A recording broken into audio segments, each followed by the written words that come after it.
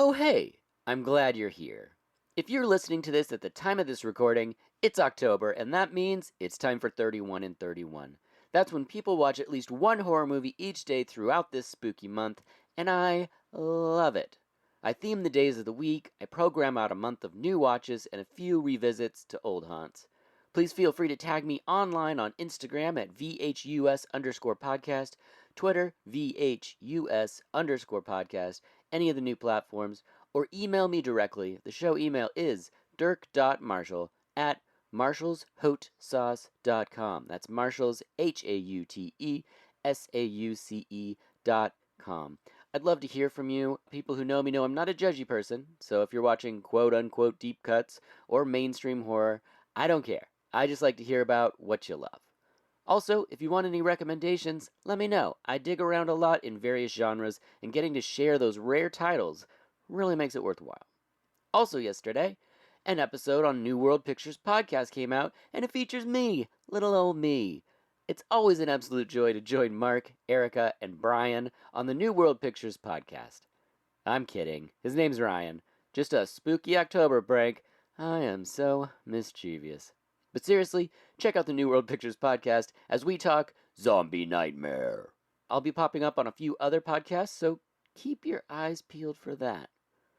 This episode was a really fun one to record. The guest is a legend of podcasting, a chaos agent on numerous podcasts, but someone who does really important work, which results in amplifying voices of wonderful artists and filmmakers.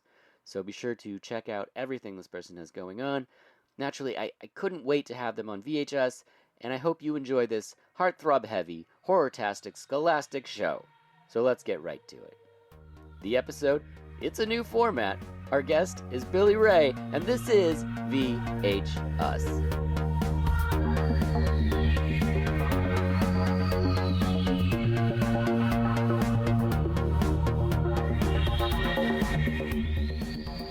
Hello and welcome to VHUS. I'm your host Dirk Marshall, and this season is the Season of Chaos, Season 13, and our guest for this episode has brought chaos many a time to the Screen Drafts podcast. He's host of the movie Mixtapes and Incinerator and much, much more. It's Billy Rae Brewton. Thank you for being here. Oh, it's my pleasure. I like being associated with the word chaos.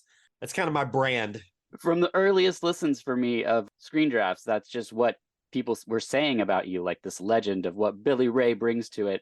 And that's what I really appreciate about what you do, is that I have no idea what you're going to do at any given point, but it comes from a place of authenticity, it seems. Thank you. Thank you. Yes, that's what I like to think. I mean, yes, I play the game sometimes on Screen Drafts, but I generally am not playing something that I can't justify. Right. Yes, exactly. For those listening who may have not heard your podcast, would you mind just saying a little bit about that? Sure. So the OG podcast is the Incinerator. It's a movie competition game that I host with my buddy Ryan Verrill. So we bring on two guests each episode. They're essentially ranking films, but the way we rank is by throwing them into the incinerator, destroying them for future generations. And so you take turns incinerating films until there's only one left unscathed. There's also an engineer and landmines. It's the Dune board game of podcasts. So it's very complicated, but we hope a fun way. And then I also host Movie Mixtapes, which is a much different podcast. I bring on a different guest every week. We tackle a different theme, and then we kind of curate a quote unquote movie mixtape for the audience based off of that theme. And they're much shorter, hour-long episodes generally. You were on Movie Mixtapes. So yeah, so very different pods, but that's kind of what I do these days, apart from being on Screen Drafts probably far too much. Wonderful. So the theme for this episode is one that you brought to the table. Would you please share with us what that was? You know, it's kind of a topic that I've always wanted to discuss, but never have. It's 80s horror guys who made me gay. Yes. So it is the hot 80s horror hunks that set my young little queer Southern horror obsessed heart on fire. Yeah, I love this. The second you mentioned the idea, I was like, I'm all in. This is going to be really, really fun. And just so people know, this will be all about you, as I don't think anybody wants to hear how maybe I was too young to see the ending of The Howling 2, Your Sister is a Werewolf, and how it probably convinced me I'm a dog person. But oh, well, I can understand that, actually. Yeah. So first, could you please tell us a little bit about what you do with $3 Bill Cinema? Oh, absolutely. So I'm the managing director of $3 Bill Cinema. I kind of do a little bit of everything. Basically, I'm responsible to make sure the organization survives, but I also do development and marketing and sponsorships and programming. We have an amazing programmer, but I help out every now and again when it's appropriate. But yeah, I mean, I kind of do a little bit of everything. $3 Bill Cinema does the Seattle Queer Film Festival, Translation, Seattle Trans Film Festival. We do an amazing summer camp every August for queer teens in the Pacific Northwest area, outdoor cinema. We just closed that up. We've been around 28 years, but I've only been here since 2021. But really amazing organization that does a lot of good in the Pacific Northwest. So very happy about that. That's absolutely fantastic. And I'm so glad that we could mention it on here before getting kind of silly. But first, one more poignant thing. I was recently reading. So one of my favorite directors is Derek Jarman. And I read his memoirs. I just find him very wonderful. And in there, he was understanding who he was as a gay man around the age of 9. Do you have a clear memory of being like, oh, this is me? Yeah, I do. I think the earliest that I started realizing it, my best friend all through elementary school, I'm not going to give their actual name right now, but I'll just say, let's call him Barry. Okay. Never once dated a Barry, can't possibly confuse anybody. I had a huge crush on my best friend as a lot of gay kids do, right? And I remember we had gone on this school trip to New York. And it was actually more than just New York. We were going to seeing a lot of historical places like Philadelphia and all that stuff. And we shared a hotel room. And, at that point, I feel like I actually think we were 9 or 10 when this happened. And we were sharing a hotel room and we shared a bed too. Cause you're kids, you share beds. And it was like, and I just remember being compelled to like slowly inch myself closer to him. Yeah. And I didn't really know why, other than it was just comforting to me. And so that was probably the very first idea where I had of like, I didn't know what it was necessarily, but I was like, that's interesting. And then, I came out when I was 12, 13. So it wasn't that much longer when I started actually like really like telling people, not like wide, like it wasn't a situation where like, I started coming out slowly when I was about 13, but I didn't stop coming out till I was about 19, probably. Okay. So it was a slow progression with certain people. Certain people knew, certain people didn't, and then people would just kind of get added on as I felt comfortable enough to tell them. Because growing up in the Deep South, you don't know. I was fortunate enough that I never lost a single friend. I never lost a single parent of a friend. Like, I didn't lose anybody through that process. Family was down. Yeah, I mean, my mom certainly was. We waited a while to tell my dad. I mean, clear. I've never really had the dad, I'm gay conversation with him, but he knows and it's fine. And I don't need to have that conversation. Like, I know some people need that catharsis. Like, I don't. And we're fine. I feel fortunate that I didn't lose anybody because it is the Deep South and I'm certainly the exception, not the rule. But yeah, that's kind of when I first started noticing. I can vividly remember that hotel room in New York. I remember because we had just literally ran through the halls, like knocking on people's doors and doing the stupid shit that you do when you're 10. Yeah. And then we're just exhausted. I remember that night like the back of my hand. Wow. That's amazing. Yeah, it's just something in reading the book, I was just like, oh my gosh, it's just so fascinating to have that sort of epiphany about oneself. And I was talking to someone who remembered when they were a kid before realizing that and being confused watching movies because they didn't understand the coupling of and just being like, well, this isn't interesting to me at all. And then, once they have a realization of who they are, they're like, oh, that's why. Okay. Yeah.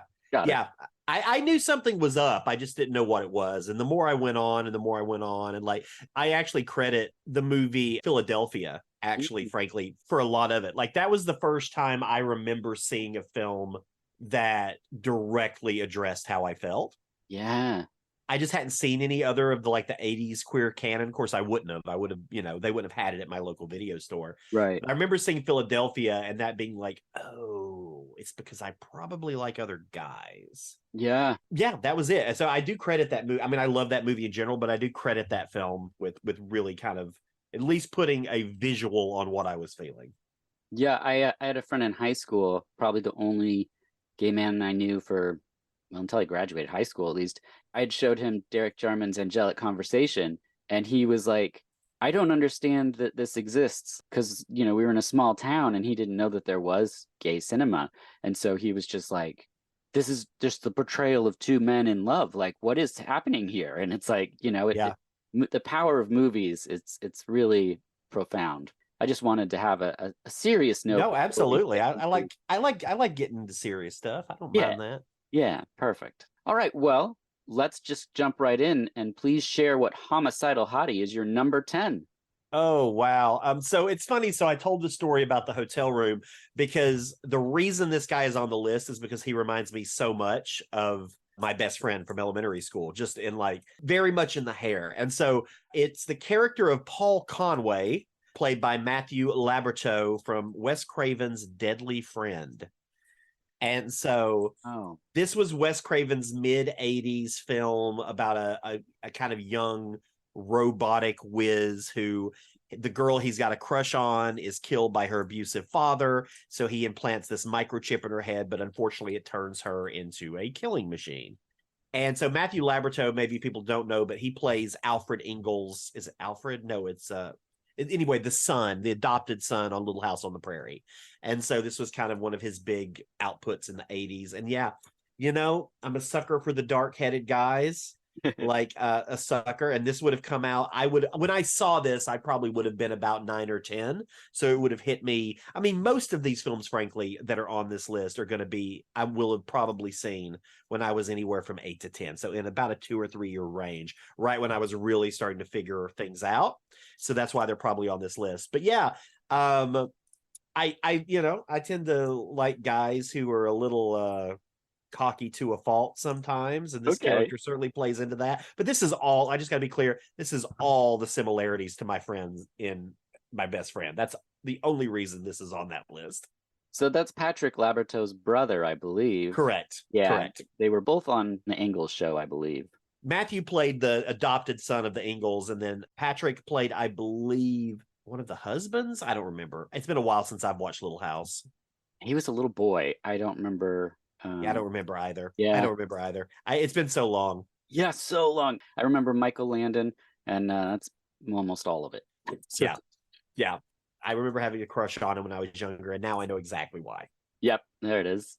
Okay, perfect. Which brings us to the number 9 choice. So please tell us which salacious stud slaughtered your loins. Wow, it's been a while since my loins have gotten a good slaughtering. This one is a bit of an outlier pick. I tend to also go, this falls right into the dark-headed camp, but I also tend to go sometimes for like weird, I don't know, interesting looking guys, right? So I'm picking the character of Arnie Cunningham, played by Keith Gordon in John Carpenter's Christine, predominantly when he becomes badass Arnie. Yeah, yep. And it's just hot. Like Keith Gordon was a hottie when I was younger. Like he was like, hell yeah. I loved this film when I was a kid. It was one of those films I just watched over and over and over again. Same. And in large part because he electrified my loins. Yeah. Yes. Yeah, I'm not even a car guy, and I watched this movie a ton basically for that performance. It's such a good turn when he becomes badass. It's just like, it's Christine. He plays it so well, and I just like dark-headed pale guys. I can't help it. Like that's my jam. And so Arnie could be higher, but my number 1 falls into that same category and deserves every bit of the number 1 spot. So that is perfect. Great. And this goes right into the number 8 slot. So which bone-chilling beefcake bore their brutal boogeyman barbs into Billy Ray's bosom? I'm glad that these are happening new, each one. I knew that I wanted to represent my horror franchises from when I was a kid. And this is one, it's not my favorite from this franchise, but obviously I like him enough to put in my top 10. Mm-hmm. There's only one Tommy Jarvis for me, played by John Shepard in Friday the 13th, A New Beginning. Yep. He's the hottest Tommy. No offense to Tom Matthews, but like he's clearly the hottest Tommy. And when I was a kid, Corey Feldman did not do it for me. Mm. It's the introversion, it's the quietness, it's that brooding intensity. And I also just think, for the pretty cool 80s haircut too, Tommy Jarvis. Yeah, that's who comes back in the new trilogy, right? Is that the guy that starts chanting that evil dies tonight, or is that a different Tommy? Oh, I'm talking Friday the 13th. Oh, I'm talking about Halloween. Yeah. Oh, hold on. I don't even know who you're No, talking no, about. Tommy Jarvis. Corey Feldman played him in 4. John Shepard played him in 5. Tom Matthews played him in 6. Oh, wow. And so, Okay. so this is the wild Friday the 13th, the one with like the crazy rednecks and like that takes place at the halfway house for troubled teens. Tommy gets brought there, obviously, after the horrors of Final Chapter. Yeah, really big fan of that. I think his great performance, but I also just think visually, John Shepard back at that time was doing it for me. Was really bringing the heat. Okay, there he is. Yeah. Nice set of teeth on that man. Yes, big fan of that Tommy Jarvis. I admittedly, I'm going to lose my horror movie card. I haven't seen the Friday the 13th movies since they were like new. Wow. Yeah. I have them all.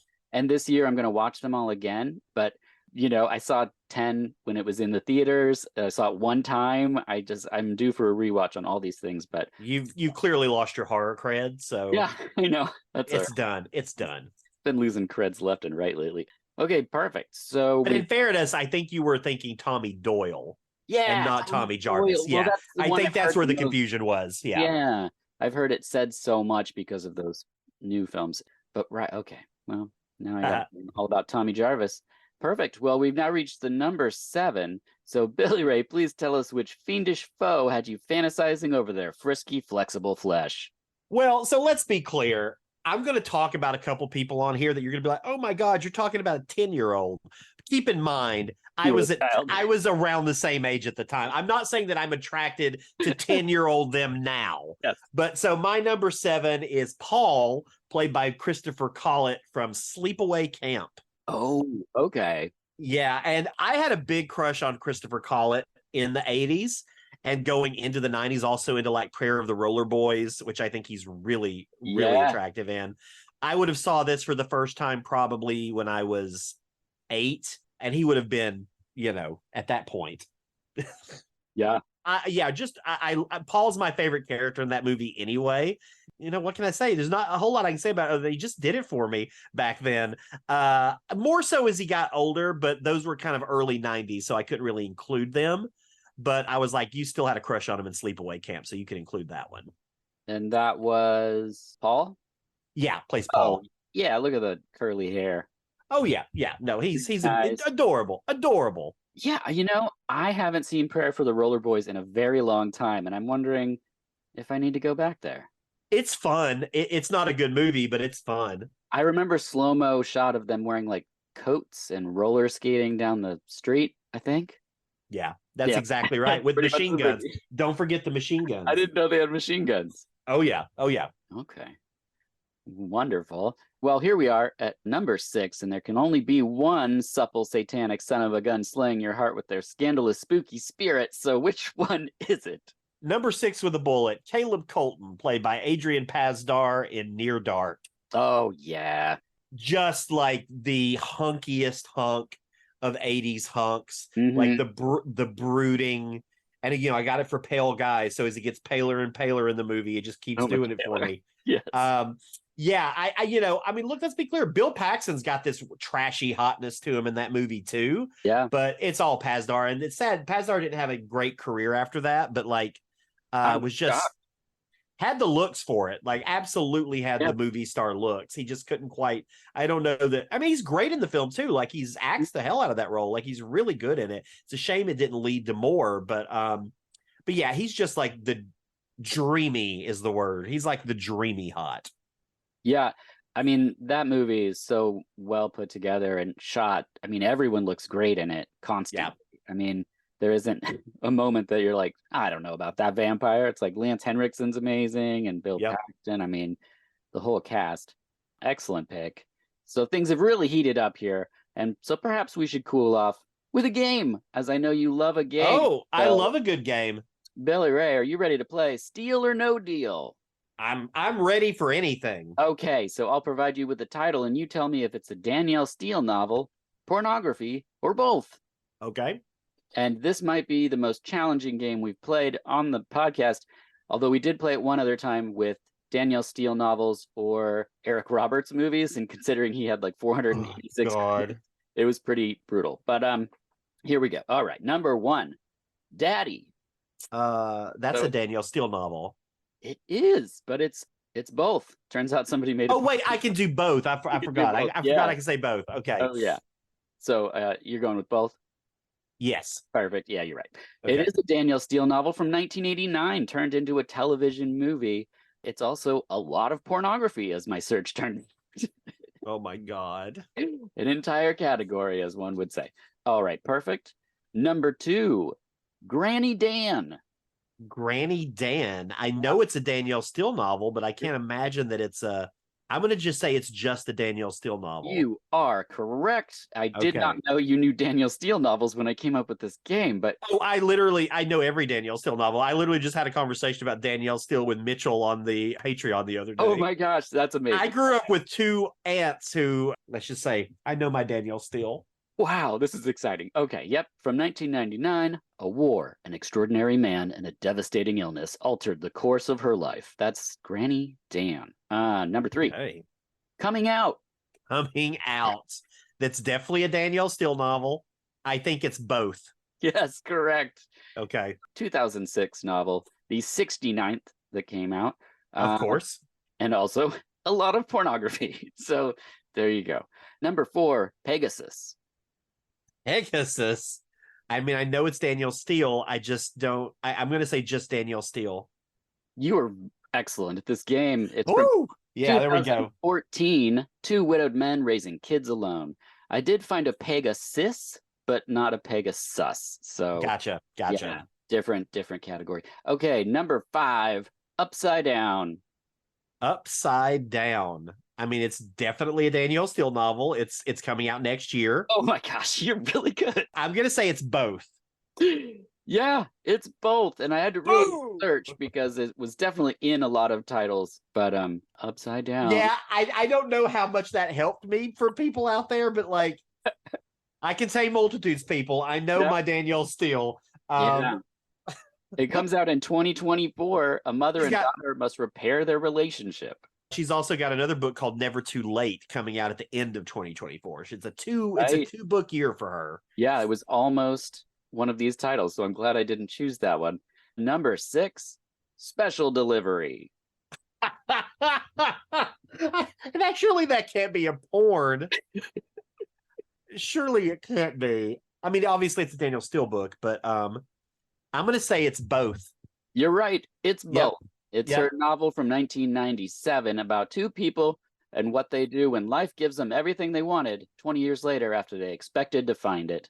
And it's both because it turns out a lot of people get deliveries and they're shocked at the packages. Oh, yeah. Yep. Number 7, The Ring. Well, that's absolutely Danielle Steele. It's one of her most popular books from the early 80s. I'm going to say it's both. You're sort of right. I found a bunch of variations on this. Okay. I found The Hole, which is a gay porn parody of The Ring. Mm-hmm. And I found Working the Ring, which is a very different plot to the Danielle Steele book. I would imagine. Yeah, so you get the point on there. Flawless execution, Billy Ray. Thank you. Which brings us to number 8, Jewels. Well, clearly Danielle Steele is also one of her most popular books. I'm going to say it's just Danielle Steele. Correct. This could have gone so many different ways. It's a historical romance. No movie with this title, but it is a category. So you can just look up Jewels, and I'll leave it to people's imagination what it is, but it's there for your searches. It's also a miniseries starring Annette O'Toole. Whoa, how do you not have a Danielle Steele podcast? I mean, I know my Danielle Steele. I do. And I've read some of her books. I haven't read a ton, but I have read Jewels. I've read most of her most popular ones. I read Secrets. I've read, all of that kind of stuff. That was also almost one of the choices today. Yep. I know my Danielle Steele. Wow. Okay. All right. Number 9, The Ball at Versailles. Wait, hold on. Is that a real one you're giving me? I don't know if that's I don't know if that's a Danielle Steele. It's either Danielle Steele pornography or both. I think it's just pornography. You were bound to miss one. It's Danielle Steele from 2023. It comes out this year. Oh wow, I missed that one. 4 young debutantes and one night that changes their lives. Nope. Yep, got that one wrong. No porn by this title. And number 10, Cockaholic 2. Well, that's just porn. Yes. If Danielle Steele wrote a book called Cockaholic 2, she would have an entirely new second act in her career. I don't even know what the search was that I was on, but that was one of the titles, and I just loved that it was a sequel. And so I was like, well, that's a good one. That's so good. That, and I love that there's a porn parody of The Ring. That's just bound to happen. The premise of that is it doesn't involve a lady in a well at all. It just, you watch the video and then 7 days later you're gay. Oh, well, I mean, that's kind of the way it works in real life. That's kind of the way it works in real life. You watch Priscilla, Queen of the Desert, 7 days later you're gay. Oh my gosh, talk about a movie I've seen hundreds of times. That was one of my comfort watches. I saw it in the theater, and my friend Daniel and I got the soundtrack, and we would play it in our theater. We had like a free period, and we would lip sync and do all the numbers standing on tables. We loved some Priscilla, so yeah, that's a great movie. Okay, well, back to the list. Here we are with your number 5, and I'm wondering what grinning, glistening ghoul you imagined was gleefully gawking at your body geography. Well, I guess he could be a ghoul depending on how you felt about the recent trial, but I got to go with Glenn, Johnny Depp from Nightmare on Elm Street. I mean, could have easily been number 1. Yeah.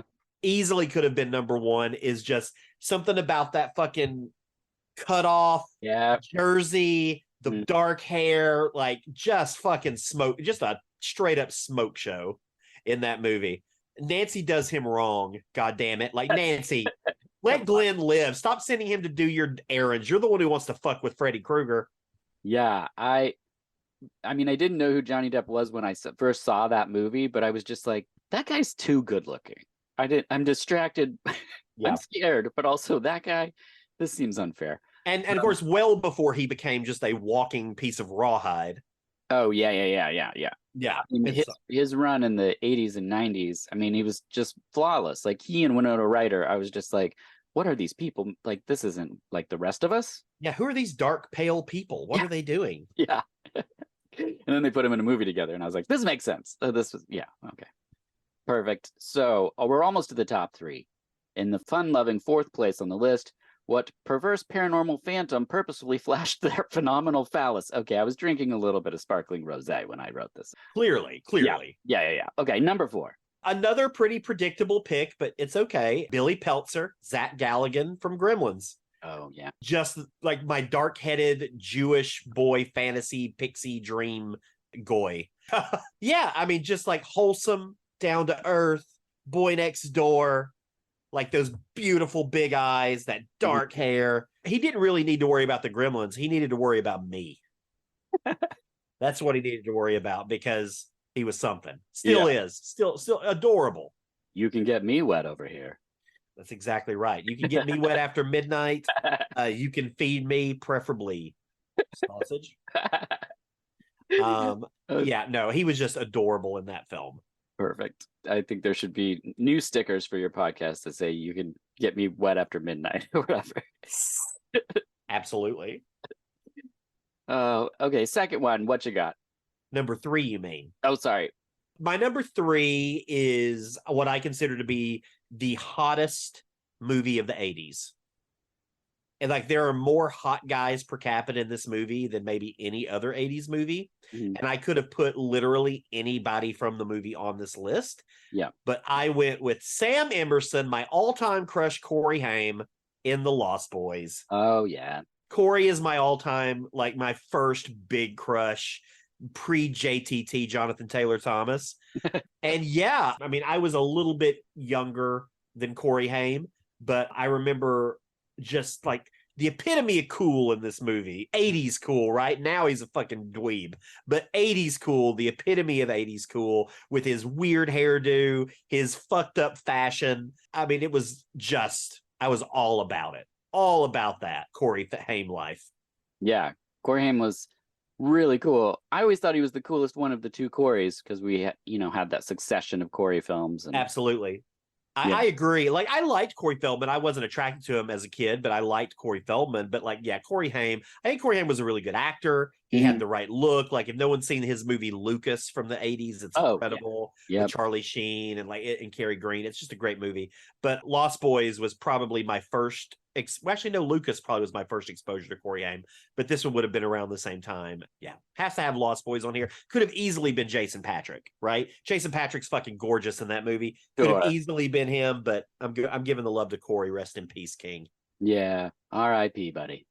You R.I.P. didn't get a good run, but that's all right. Okay, that brings us up to the number 2. So which Macho Maniac's malevolent, massive... Okay, this doesn't even make sense. What's your number 2?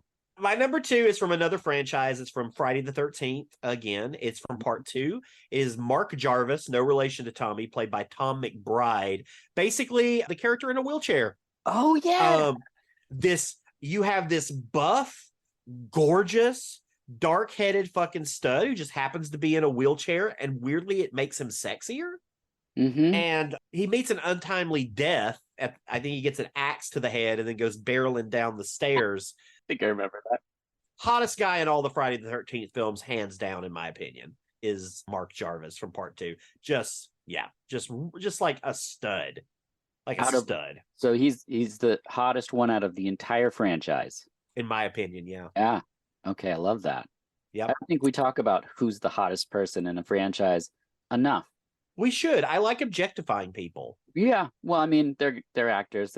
They're into that kind of thing anyway. Get used to it. People always do it with final girls, but I don't hear the final guy conversation happen enough. And I should chime in to let people, with honesty, and say, the reason that I don't have a more diverse list is because, just being honest, growing up, I wasn't that attracted. Yeah. You're a kid, I just wasn't attracted to non-white guys, honestly, when I was younger. I mean, now I'm attracted to everybody. Yeah. As a kid, I just wasn't. I was also in a county with 0% black population. So all that informs what you kind of grow up on. So that's why you're not seeing more diversity on the list. Yeah. I mean, that's the small town thing. I was the same way. People would be like, oh, I like this actress or this person. And I was like, I like Jennifer Rubin. That's it for me. So yeah, people are like, there's all these other people. I'm like, I don't know. I don't know what to tell you. Okay. So, well, I can't believe it, but we did it. We are at the number 1 spot.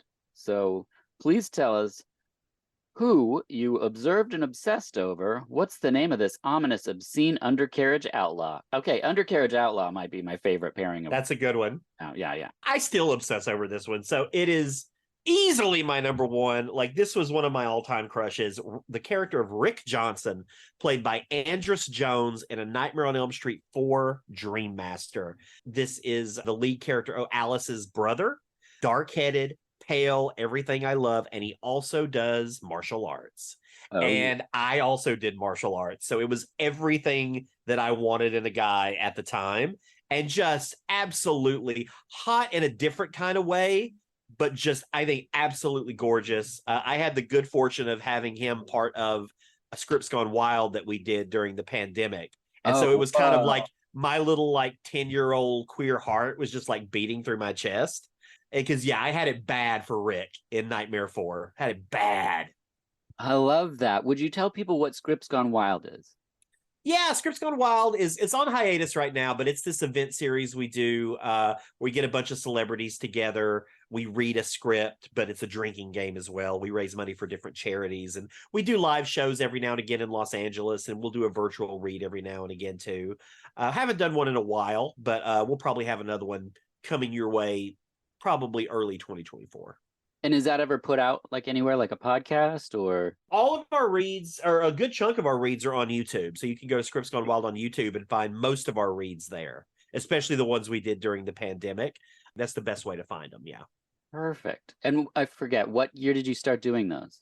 Started doing Scripts Gone Wild in 2017. Okay. Was our very first one. We did it at the Chattanooga Film Festival. We're taking this year off, but we do them at Fantastic Fest every year. We do a Scripts Gone Wild, and then we do them at a lot of festivals and stuff like that. But yeah, since 2016 or 17 is when we did the first one. Love that. Well, there you have it. The 10 horror movie guys that made Billy Ray gay. Gay as hell. Gay as hell.